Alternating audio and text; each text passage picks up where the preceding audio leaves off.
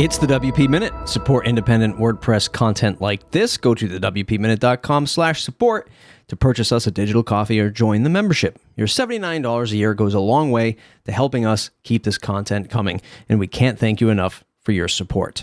So the experiments continue here on the short form podcast, kinda. Today I'll be pulling some of the more impactful links of the week and chatting about them briefly. Let's see how we do with this. And as always, if you have some thoughts about how the show should go, feel free to email me, matt@thewpminute.com, with your feedback and suggestions, or if you just want to say hi. Let's get into the WordPress news. So the first link we're going to talk about today is from WordPress.com, and it's WordPress.com initiative to get folks who are transferring away from Google domains to transfer your domain registration to, WordPress.com. Here's just a quick clip of the article. But if your domain name is currently with Google Domains, things recently became complicated. You may have heard that your account has been sold to Squarespace. Everything is expected to transfer and close later this year. Fortunately for you, you're not locked into that deal, and we think we can do better. For the first million domains that move from Google to WordPress.com, will pay your transfer fee, which also extends your registration for an additional year. And that's just the beginning. Here's our commitment to you when you bring your domain from Google to WordPress.com. Your renewal price will be the same or even lower than what you are paying with Google domains. And that goes for every one of the 400 plus top level domains we offer. This will also apply to existing WordPress.com customers across most domains, meaning that in many cases, we're lowering your prices. This isn't a temporary thing. We're committed to keeping the domain prices low, and we'll only raise them if our wholesale costs go up. And then in parentheses, we'll run our domain business like Costco, which I thought was just like an interesting little quip at the end there. So yeah, Google Domains, it's still mind-boggling that the company behind the largest email service, or the second largest email service behind Microsoft, maybe with Hotmail and Exchange rolled into one, or Office 365, whatever it's called now, is getting rid of their domain registration business. Squarespace is purchasing it.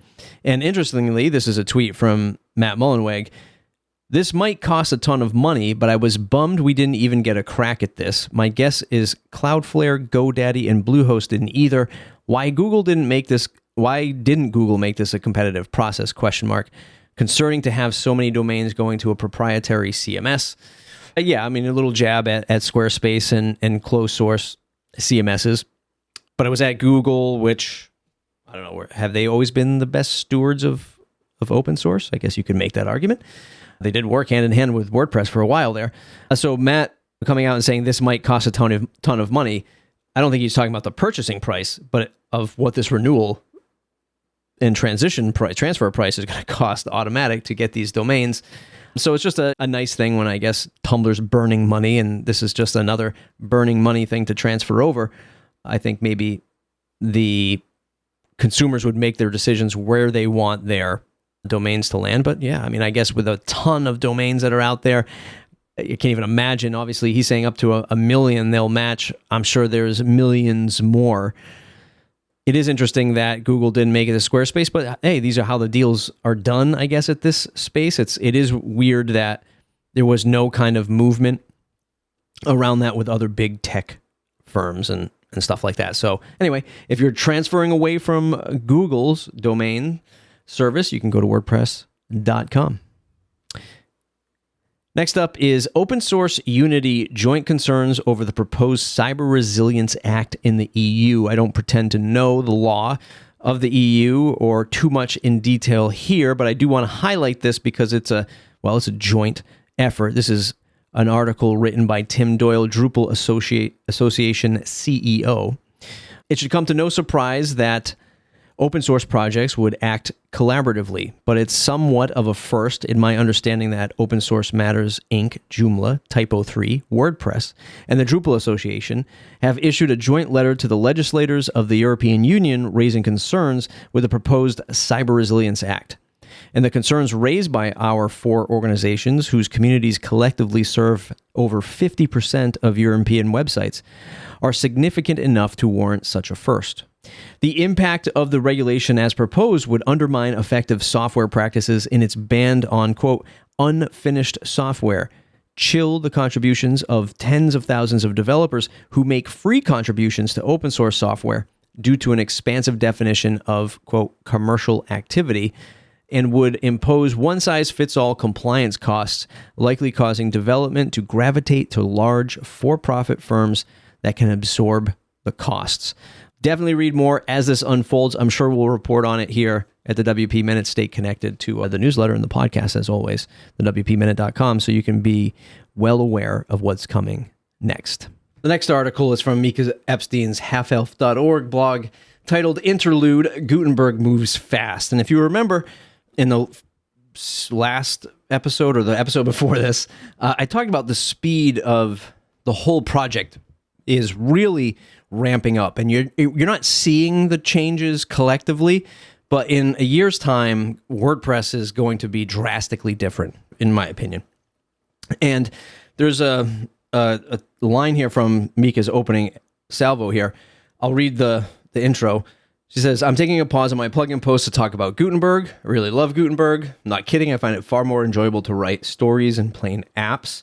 But when I write for the web, it's a more visual medium, and Gutenberg is fantastic to represent what I'm writing as it will be properly seen by all. But, and this is the important part for me, Gutenberg moves fast, hella fast, so fast it can leave you in the dust, and it has a critical flaw that I feel has been stifling its growth and usage among developers. And then it goes on to talk about JS isn't your mama's PHP and the the debate of JavaScript and PHP and what's right for developers and WordPress, et cetera, et cetera. I'm not a developer. I feel that pain because I don't even look at JavaScript because I'm like, I will never comprehend this.